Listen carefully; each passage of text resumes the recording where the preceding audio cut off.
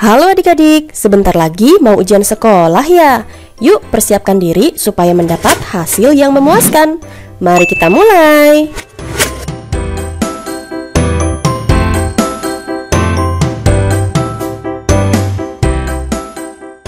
Untuk soal yang pertama, perhatikan tabel data berikut. Besaran dan satuan dalam SI serta alat ukur yang benar ditunjukkan pada nomor. Nah, kita lihat ya, mana yang termasuk ke dalam besaran dan satuan dalam SI. SI artinya satuan menggunakan sistem internasional. Untuk yang pertama, panjang, satuannya cm, alat ukurnya penggaris. Nah, sesuai dengan satuan sistem internasional, seharusnya panjang memiliki satuan meter saja, bukan cm. Kemudian nomor 2, massa. Satuannya kilogram, alat ukur neraca. Nah, ini betul ya. Berikutnya nomor 3, waktu. Satuannya sekon, alat ukurnya stopwatch. Nah, ini juga betul. Jadi jawabannya 2 dan 3, yang C. Kalau nomor 4, besarannya suhu, satuannya Celcius, alat ukurnya termometer. Nah, kesalahannya terletak pada satuannya. Memang kalau di Indonesia menggunakan satuan Celcius, tetapi dalam sistem internasional suhu menggunakan satuan Kelvin, bukan Celcius. Nah, lanjut ke pertanyaan nomor 2. Oke, masuk ke soal nomor 2. Perhatikan sifat-sifat zat berikut. Yang pertama, letak partikelnya teratur dan berdekatan. Yang kedua, volumenya tetap. Yang ketiga, partikel zat mudah meninggalkan kelompok. Yang keempat, bentuk berubah sesuai tempat atau wadah. Dan yang kelima, partikel zat tidak dapat bergerak bebas. Berdasarkan sifat-sifat zat tersebut, sifat zat padat terdapat pada nomor. Nah, adik-adik harus mengingat apa saja sih yang termasuk ke dalam sifat zat padat. Untuk zat padat memiliki bentuk dan volume yang selalu tetap. Kenapa zat padat memiliki bentuk dan volume yang selalu tetap? Kalau digambarkan, partikel-partikel zat padat tidak mudah bergerak dengan bebas. Karena partikel-partikel zat padat sangat rapat. Nah, kalau digambarkan, seperti ini partikel-partikelnya, sangat rapat kan, sehingga tidak mudah untuk meninggalkan kelompoknya. Dan bergeraknya pun pasti cuma di tempatnya saja, misalkan dengan cara berputar di tempat, sehingga tidak bisa bergerak bebas. Yuk, sekarang kita cari jawaban yang paling tepat. Untuk yang pertama, letak partikelnya teratur dan berdekatan. Nah, kemungkinan yang ini betul ya. Yang kedua, volumenya tetap. Nah, ini juga betul. Yang ketiga, partikel zat mudah meninggalkan kelompok. Nah, yang ini salah, karena partikel-partikel zat padat sangat rapat sehingga sulit untuk meninggalkan kelompoknya. Nah, yang keempat, bentuk berubah sesuai tempat atau wadah. Nah, ini juga salah, karena bentuknya selalu tetap. Dan yang kelima, partikel zat tidak dapat bergerak bebas. Nah, kemungkinan yang ini betul, karena apa? Karena letak partikelnya sangat rapat sehingga sulit untuk bergerak bebas. Jadi jawabannya 1, 2, dan 5 yang A. Mudah kan? Oke, lanjut pertanyaan nomor 3. Perhatikan gambar berikut. Usaha yang dilakukan anak tersebut adalah, nah, untuk menghitung usaha kita lihat gambarnya. Anak tersebut sedang mendorong meja dengan gaya sebesar 400 Newton. Gaya dilambangkan dengan F. Kemudian meja berpindah tempat sejauh 5 meter. Nah, 5 meter ini adalah jarak atau perpindahannya, dilambangkan dengan S. Untuk menghitung usaha yang dilakukan anak tersebut, kita gunakan rumus W sama dengan F dikali dengan S, atau gaya dikali dengan jarak atau perpindahannya. F-nya adalah 400 Newton, dikali jaraknya adalah 5 meter. Sehingga 400 dikali 5 adalah 2000. Satuannya adalah Joule. Jawabannya adalah yang D. Soal selanjutnya nomor 4. Perhatikan peristiwa berikut. Yang pertama, perubahan warna cabai hijau menjadi merah. Yang kedua, perkaratan pada pagar besi. Yang ketiga, pembuatan es dalam lemari pendingin. Yang keempat, penguapan minyak wangi saat tutup botolnya dibuka. Peristiwa yang mengalami perubahan kimia adalah, nah, untuk perubahan kimia, ciri khasnya adalah dapat menghasilkan zat yang baru dan tidak dapat kembali seperti semula. Maksudnya, tidak dapat kembali seperti semula adalah tidak dapat kembali ke wujud asalnya. Kenapa tidak bisa kembali ke wujud asal? Karena pada saat terjadi perubahan kimia, akan terjadi reaksi secara kimiawi. Contoh-contoh yang termasuk ke dalam perubahan kimia antara lain misalkan proses pembakaran, kemudian perkaratan, Bisa juga proses pembusukan. Nah, ada lagi nih, misalkan pada proses fotosintesis tanaman. Berikutnya, bisa juga proses fermentasi, atau yang biasa kita kenal sebagai proses peragian. Nah, sekarang kita lihat ya, peristiwa-peristiwa yang termasuk ke dalam perubahan kimia yang mana saja. Yang pertama, perubahan warna cabai hijau menjadi merah. Apakah ini termasuk perubahan kimia? Ya, betul. Ini juga termasuk ke dalam perubahan kimia. Kenapa? Karena kalau cabai sudah menjadi merah, maka tidak bisa kembali menjadi berwarna hijau lagi kan? Karena di dalam buah cabai tersebut sudah ada reaksi secara kimiawi. Yang kedua, perkaratan pada pagar besi. Nah, ini juga betul. Yang ketiga, pembuatan es dalam lemari pendingin. Nah, ini termasuk ke dalam perubahan fisika. Dan yang keempat, penguapan minyak wangi saat tutup botolnya dibuka, ini juga termasuk ke dalam perubahan fisika. Adik-adik harus ingat ya, untuk perubahan fisika berkaitan dengan perubahan wujud. Misalkan ada perubahan wujud dari padat ke cair maupun sebaliknya. Atau dari cair ke gas dan sebaliknya. Bisa juga dari gas ke padat atau sebaliknya. Nah, ini termasuk ke dalam contoh-contoh perubahan wujud. Jadi jawaban yang tepat untuk perubahan kimia adalah nomor 1 dan nomor 2 saja. Berikutnya nomor 5, perhatikan rumus kimia berikut. Ada H2, H2O, Cu, CuSO4, SO4 2-. Yang termasuk molekul senyawa adalah, nah, molekul senyawa itu terdiri dari gabungan unsur yang tidak sejenis atau gabungan unsur yang berbeda ya. Nah, sekarang kita lihat satu persatu. Kalau H2 artinya 2 atom hidrogen yang disatukan. Jadi ini bukan molekul senyawa, tetapi molekul unsur. Nah, H2O berarti 2 atom hidrogen digabungkan dengan 1 atom oksigen. Ini adalah molekul senyawa. Jawaban nomor 2, betul. Kemudian ada Cu. Cu artinya adalah tembaga. Karena tembaga hanya sendirian, maka ini bukan berbentuk molekul, ini hanya unsurnya saja, atau bisa juga disebut atom Cu. Kemudian CuSO4 berarti gabungan dari unsur Cu atau tembaga dengan S atau belerang dan juga O atau oksigen. Nah, ini juga termasuk ke dalam molekul senyawa. Jadi jawabannya 2 dan 4 yang C. Sedangkan nomor 5, SO4 2-, memang SO4 gabungan dari sulfur dan juga oksigen. Tetapi ada lambang 2- di atasnya. Nah, kalau ada lambang 2- di atasnya seperti ini, menunjukkan bahwa ini adalah berbentuk ion. Ionnya disebut ion negatif atau disebut dengan anion. Seperti itu ya adik-adik. Berikutnya nomor 6. 3 buah bimetal tersusun oleh logam A, B, dan C. Ketika dipanaskan, keduanya melengkung dengan arah tampak seperti gambar berikut. Berdasarkan keadaan data tersebut, pernyataan yang benar adalah untuk keping bimetal, jika dipanaskan, ciri khasnya akan melengkung ke arah logam yang memiliki koefisien muai paling kecil. Nah, kita lihat untuk gambar yang pertama dulu ya. Untuk gambar yang pertama, antara logam A dengan logam B ternyata melengkungnya ke arah logam B. Sehingga logam B memiliki koefisien muai lebih kecil daripada logam A. Berikutnya di gambar kedua, logam A digabung dengan logam C. Karena digabung dengan logam C, ternyata melengkungnya ke arah logam A, sehingga logam A lebih kecil dibandingkan logam C. Kalau kita urutkan dimulai dari yang terkecil sampai yang terbesar, maka urutannya adalah yang paling kecilnya adalah yang B. Kemudian setelah B adalah yang A, setelah yang A adalah yang C. Itu kalau diurutkan dari yang terkecil ke yang terbesar. Tapi kalau dibalik, kita urutkan dari yang terbesar ke logam yang memiliki koefisien terkecil, sehingga yang terbesar adalah yang C. Kemudian C lebih besar dibandingkan yang A, dan A lebih besar dibandingkan yang B. Nah, kita cari jawaban yang paling tepat. Jika dari terkecil ke yang terbesar, harusnya BAC. Yang ini salah. Dari besar ke yang kecil, seharusnya CAB. Nah, ini juga salah.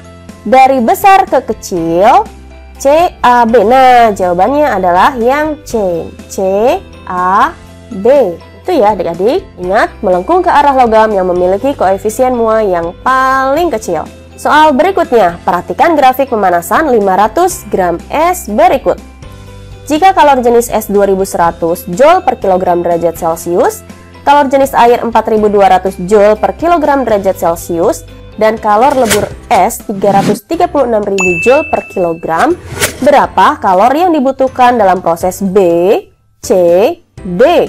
Nah, kita lihat grafiknya. Dari B, kemudian ke C, dan diakhiri ke D. Artinya melalui dua tahapan, dari B ke C, kemudian dari C ke D.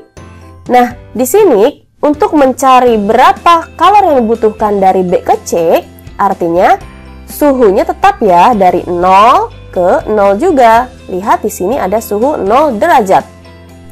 Karena suhunya tidak mengalami kenaikan, maka untuk menghitung berapa kalor dari B ke C, kita gunakan rumus Q sama dengan M dikali L. Ini adalah rumus untuk peristiwa melebur. Sedangkan dari C ke D ternyata suhunya berubah dari 0 kemudian naik menjadi 30 derajat. Nah, karena ada perubahan suhu atau dilambangkan dengan delta T, maka untuk menghitung berapa kalor yang ada di CD, rumusnya adalah Q sama dengan M dikali C dikali delta T. Nah, C di sini adalah kalor jenis dari air karena wujudnya sudah berbentuk air ya. Kita lambangkan Ca, kalor jenis air. Yuk kita selesaikan satu persatu. Dimulai dari menghitung kalor dari B ke C. Kita tuliskan kalor dari B ke C dengan rumus M dikali dengan L. Masanya yang dipakai ini ya 500 gram es. Nah, massa ini kita ubah menjadi kilogram. Yang tadinya 500 gram, kita ubah jadi kilogram, jadi sama dengan setengah kilogram atau sama saja 0,5 kilogram. Jadi kita masukkan masanya setengah dikali L adalah kalor lebur. Nah, kalor leburnya yang dipakai adalah yang ini, kalor lebur es sebesar 336.000.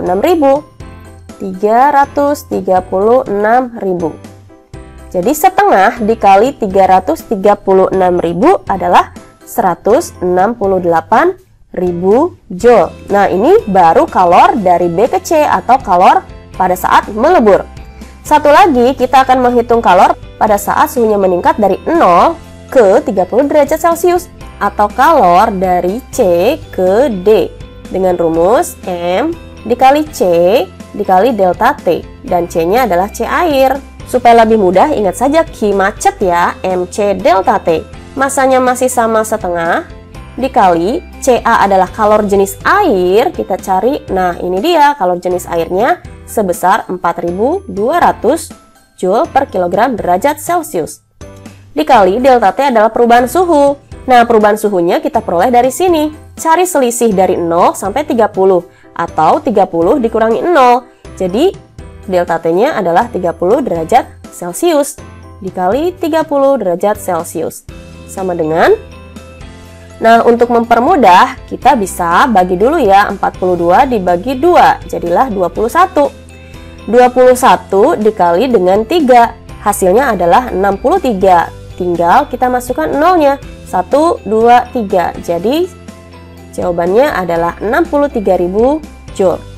Nah, untuk menghitung berapa kalor dari proses B sampai D atau BCD, maka kita harus hitung totalnya. Kalor total adalah kalor dari BC ditambah kalor dari CD.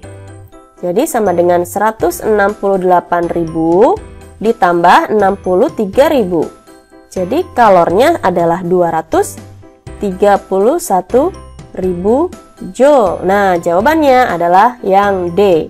Tidak sulit kan adik-adik? Masuk ke soal nomor 8. Perhatikan gambar berikut ini. Seorang anak menjatuhkan batu bermassa 0,5 kg dari sebuah bukit. Jika percepatan gravitasi bumi 10 meter per sekon kuadrat, maka besar energi kinetik batu di titik B adalah sebesar titik-titik. Nah, yang ditanya adalah energi kinetik yang ada di titik B. Jadi, di sini ya yang ditanyanya. Nah, untuk menjawab soal ini, kita menggunakan hukum kekekalan energi mekanik. Bunyi hukum kekekalan energi mekanik adalah energi mekanik di titik pertama sama dengan energi mekanik di titik yang kedua. Nah, karena yang ditanya adalah energi kinetik di B, sehingga kita cukup membandingkan energi mekaniknya yang ada di A dan yang ada di B saja. Sehingga hukum kekekalan energi mekanik ini bisa kita ubah menjadi energi mekanik di titik A sama dengan energi mekanik di titik B. Nah, ini ya yang akan kita gunakan. Untuk energi mekanik sendiri dirumuskan dengan penjumlahan antara energi kinetik ditambah energi potensial. Yuk sekarang kita mulai mencari jawabannya. Energi mekanik di titik A sama dengan energi mekanik di titik B.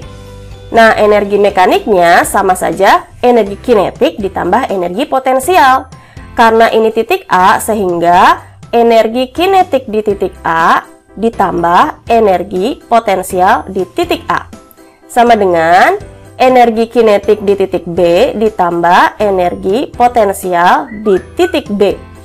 Nah, adik-adik masih ingat kan rumus energi kinetik maupun energi potensial? Untuk energi kinetik dirumuskan setengah dikali M atau massa dikali dengan V kuadrat. Dan untuk rumus energi potensial sama dengan massa dikali gravitasi dikali ketinggiannya.